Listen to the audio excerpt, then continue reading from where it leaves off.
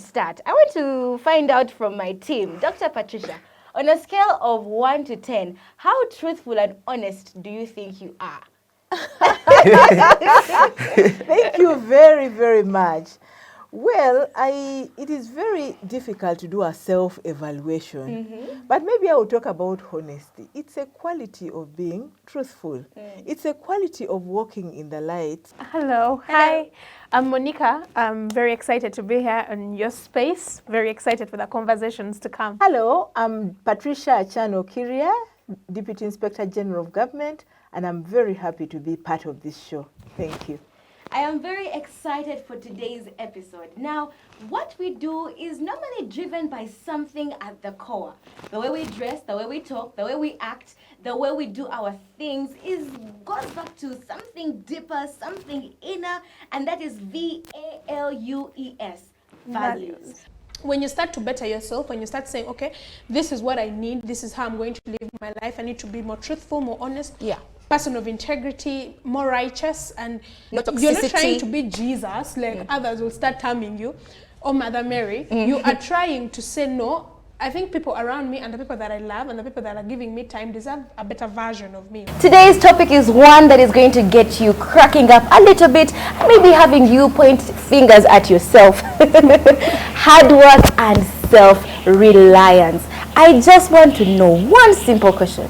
Does hard work pay, Dr. Patricia? Yes, hard work pays.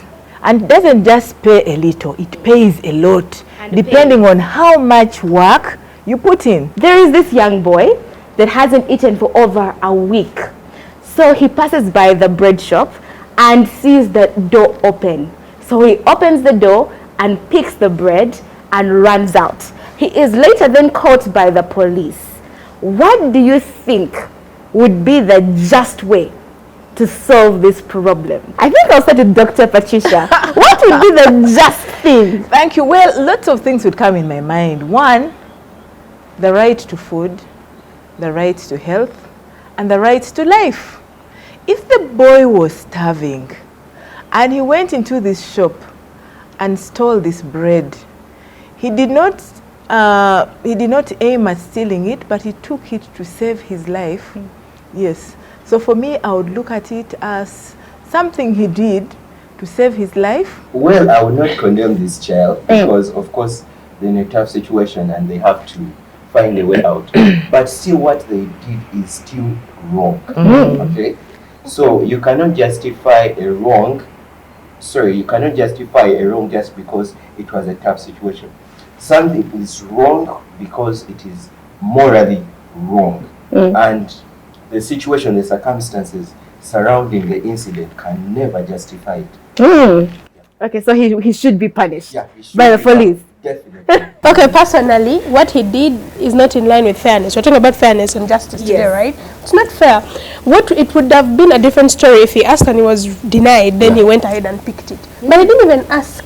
Chances are high that if he asked, he would have been given. If we condone that and be like, no, he did it to survive, we are setting a very bad example, and it could be very dangerous for other chances coming along. We'll be like, man, I had to survive. My car didn't have gas. I had to go. It was dangerous to be around, so I just did this.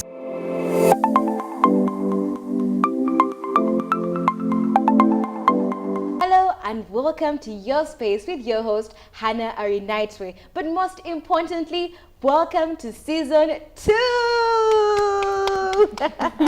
I am very, very, very, very excited that Season 2 has come to pass and we are beginning on a fantastic, magnificent journey, and most especially excited because you are going to be with us on this particular journey. Now, with me in studio today is my panel, an interesting panel, a panel who I want to know, what have you guys been doing the entire time we've been off from Season 1? I think that would be the best place to start. But maybe we'll start with the person at the extreme end. What's your name and what have you been up to in the break. Thank you so much, Hannah. My name is Monica Achare. Good evening, viewers. I am most excited to be here. Season 1 has been an interesting one. It's been full of growth, education, and all those things. So what I've been up to mainly, I think from the time I found out Season 2 is on its way, I went back and started revisiting from episode 1, Season 1, and obsessively watched all the episodes to see the progress, to see if the message was coming forth in preparation for Season 2. So basically what I've been up to is, I guess, work and preparation for Season 2, because I'm very excited. Nice. Yes? Yes. Thank you so much, Hannah, for having me. Yes, what we've been doing for the whole year, I think I've had a couple of periods on and off, out of Kampala to the village to visit relatives, and also plus I've been looking at the previous episodes that we've been doing to see how we can strategize and make it better for the next season. We even need to tell us your name. What's your name? Yes, my name is Before you said traveling to Yes. wherever, who are we talking to? Yes, my name is Joel Sakwa. I'm very excited to be here. We're happy to have you, sir. Yes. Yes. Good evening, viewers. I am Patricia Chano Kiria. I am also very happy to be part of this team. I've been reflecting on going forward with Season 2. Season 1 was splendid. It was exciting, unpacking the values and getting to know the responsibilities of citizens and the youth out there, especially in implementing some of these values was very exciting. Looking at the feedback coming out, I think it is something very, very exciting to do. Going forward, I'm still very excited and very optimistic because I know that Season 2 is going to take us somewhere else. Yes. I can definitely tell from the tone. But just before getting into serious business, just give me like a small, just one word that shows me how excited you are for Season 2. Monica, just one word. Show me how excited are you for Season 2. You could even add an action. For me, it is woohoo! Yeah. What is yours, Monica? What is yours? I am thrilled. Is this thrilled? I am thrilled. There's Okay. an option of shouting, but it would be weird. So. Yeah. Thrilled. What about you, Joe? There's passion. Passion. Everyone is copying my hand gesture. Yes, Dr. Patricia. Power. Okay, power.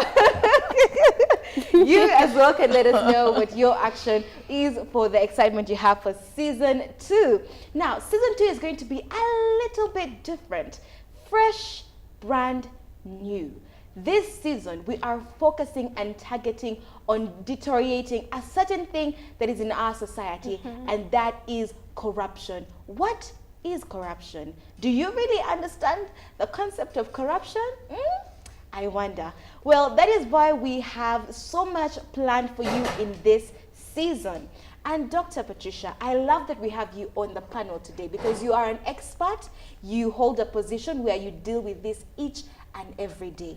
And maybe we'd love to start with you. For us young people who always hear this word in the news bulletins, on random conversations and podcasts, we keep throwing this word around. Corruption. You are corrupt. You are corrupt people. But I think we don't really understand. You just be speaking English. We're just speaking, But maybe you could help us define corruption. Corruption, Hannah, can be defined as abuse of power for private gain, for selfish reasons. And corruption happens in different forms. For instance, it can happen as bribery, when someone takes a bribe, accepting or receiving a bribe from someone with intentions of influencing somebody's decision of a matter. And it can happen in form of illicit enrichment, where someone acquires lots of money from uses his position to get a lot of money which should otherwise be used for public use and takes it to himself. It can happen in form of money laundering, where somebody is involved in money laundering, and someone can also do abuse of public property. He's entrusted to use this computer and its cables and everything that goes with it, and he decides to misuse that for his own personal benefit. Or he has this vehicle supposed to help him to get to office and do his work, but he decides to use it for personal use, like taking tomatoes or pineapples to the market and so on. So corruption can occur in form of nepotism, where somebody decides to employ his close relatives and associates, where you see if I'm from Omoro, then everybody in my office, from the gatekeeper to the tea person to the assistants and PAs and everybody around me would be actually is from Omoro. So that is how nepotism actually happens. But corruption manifests itself in different forms. And these are just a few examples of how it happens. But it's about abuse of power for personal gain. Yes. I don't know if this is this what you, Joel, and Monica think corruption is? Like originally, before you listened to Dr. Patricia speaking, were there any misconceptions on how you defined corruption?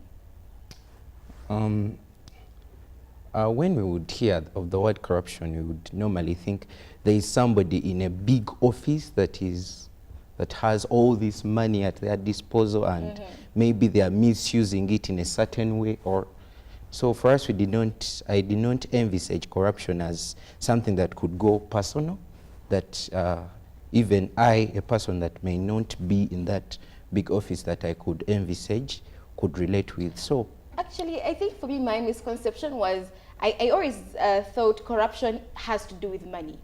Everything else, I'm now hearing Dr. Patricia describing nepotism and all these other different things. But I think so many of us feel that when you talk about corruption, it is just about money. I don't know, what do you think, Monica? What has been your misconception about corruption as a young person? As a young person, I used to think corruption was, of course, had money involved, but most importantly, position.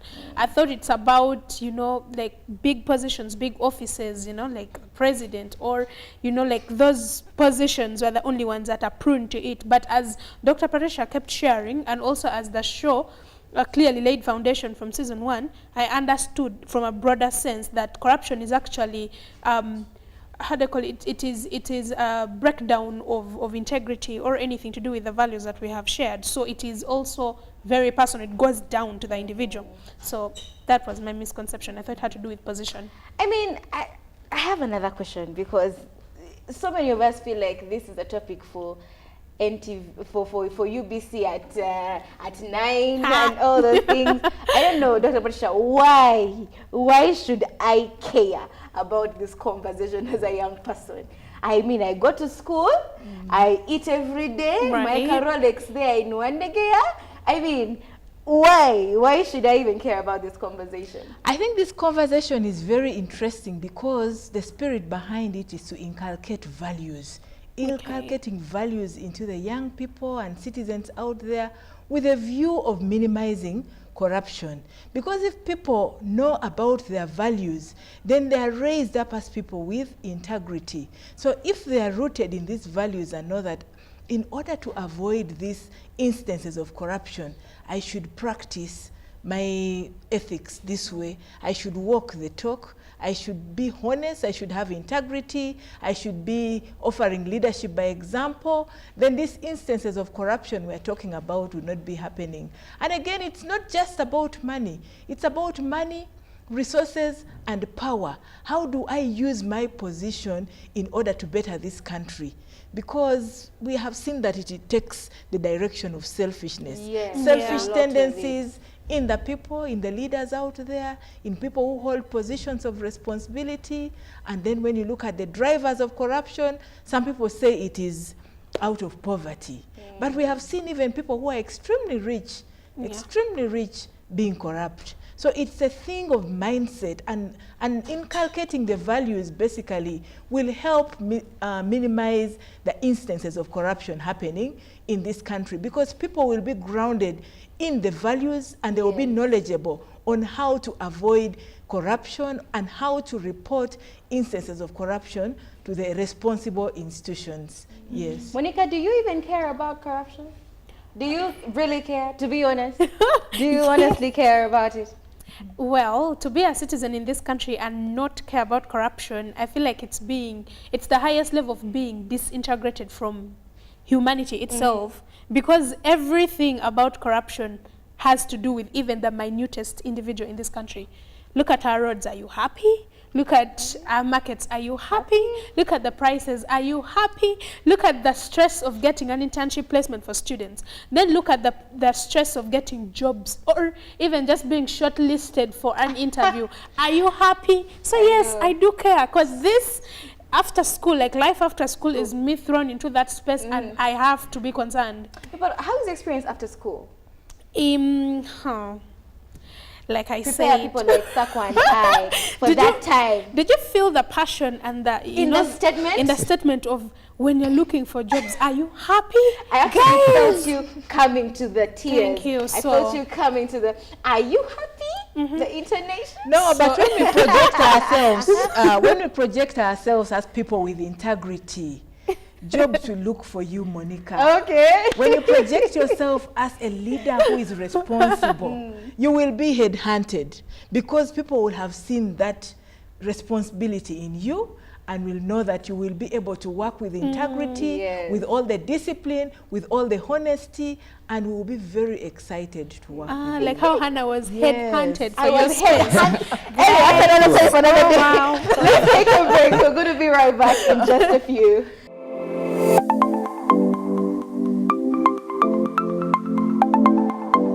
Welcome back from that mini break. You are still here on Your Space with your host, Hannah Arinaito, and especially because this is the start of season 2. Woo!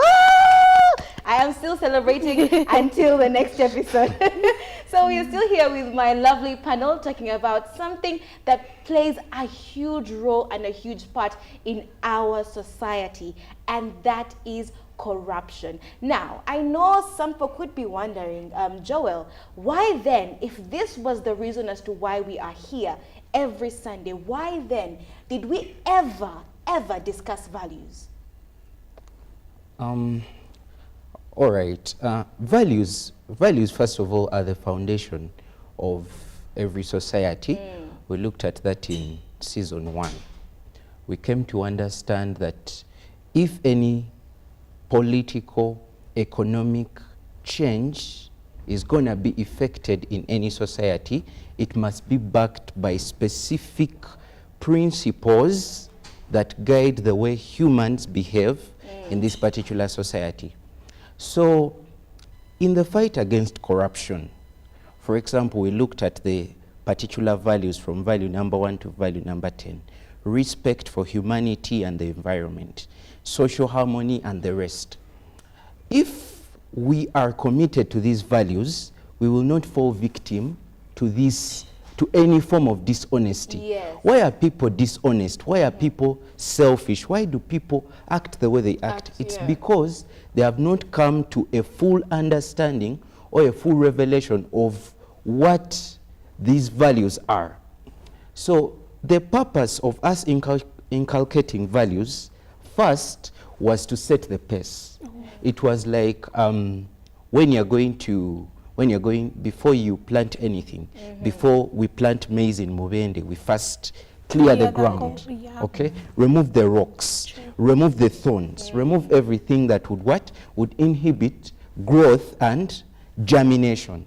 So the inculcating of values was like the first step. Like, first of all, let's set the pace. Let's put let's lay the foundation. So if you've not really looked at what you did in season 1, you should go and look at it. You can go back and find the reviews.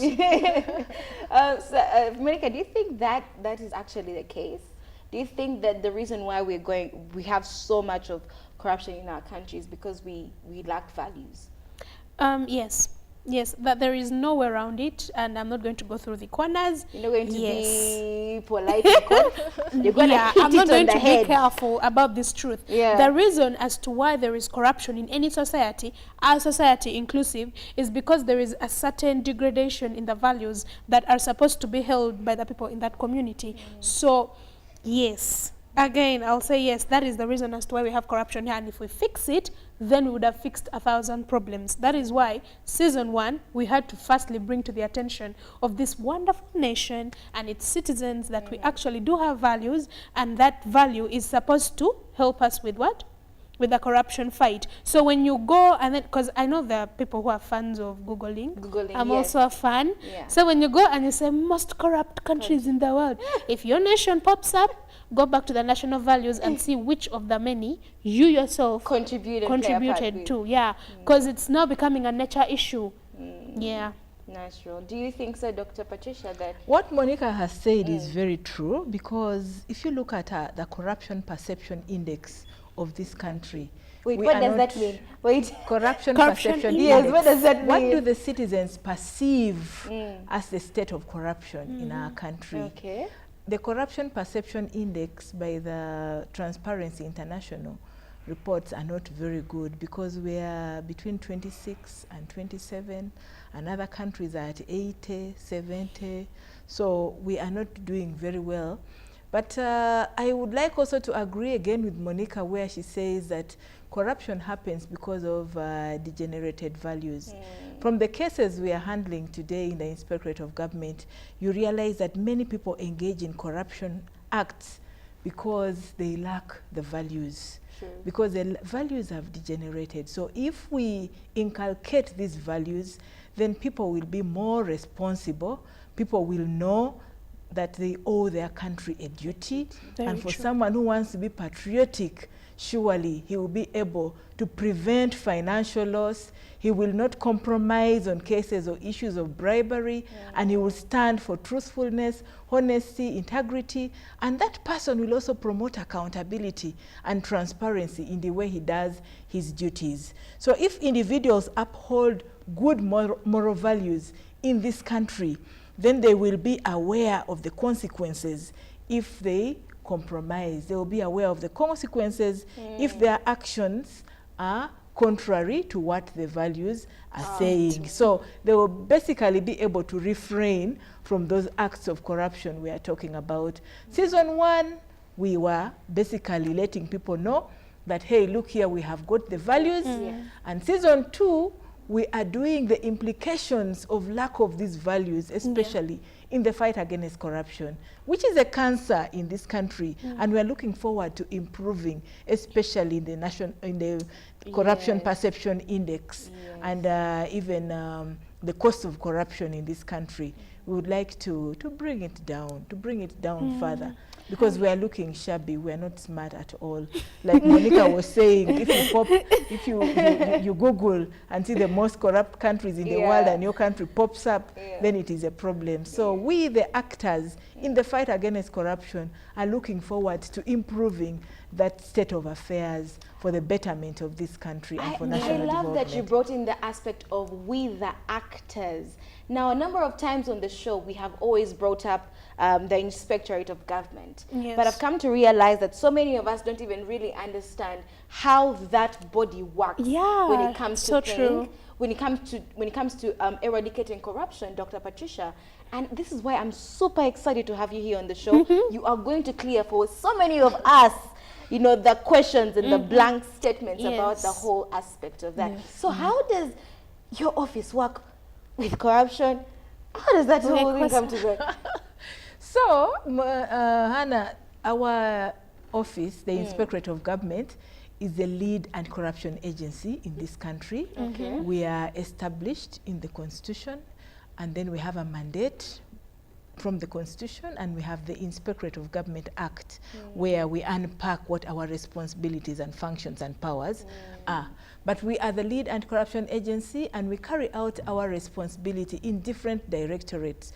We have the Directorate of Anti-Corruption, which is responsible for investigating cases of corruption, and that is a directorate that investigates and then brings to the Directorate of Legal Affairs, and then we take the matters forward for prosecution. Who does this investigation? Is it like we have got inspectorate officers, senior inspectorate officers, and managers and supervisors who basically carry out those responsibilities.